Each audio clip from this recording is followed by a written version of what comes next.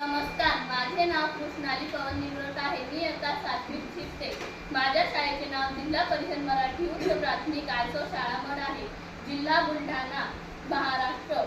विकसित भारत दृष्टिकोन 2025 आत्मनिर्भर भारत यामध्ये आम्ही काही साहित्य बनवले आहे, त्याची माहिती तुम्हाला या माझ्या गटातील काही सदस्य आहेत.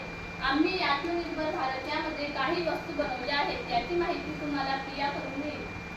नमस्कार. आपल्या घरी दररोज वर्तमानपत्र किंवा न्यूजपेपर आपण वाचतो आणि तसंच ठेवून देतो.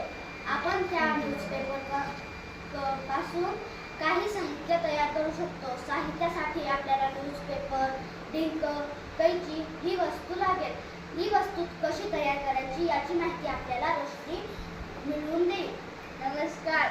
आपल्या घरात ते वर्तमानपत्र असतात. आपण हे फेकतो, जाळतो किंवा कुठेही टाकून ठेवतो. हे न करता आपण यापासून विविध वस्तू बनवू शकतो. उदाहरणार्थ अशी फोल्ड करून आपण विविध व सुंदर वस्तू बनवू शकतो. याची माहिती तुम्हाला प्राप्ती देईल. आपण अशी वस्तू बनवून रोजगारही मिळवू शकतो व आपल्या पायावर उभे सुद्धा राहू शकतो.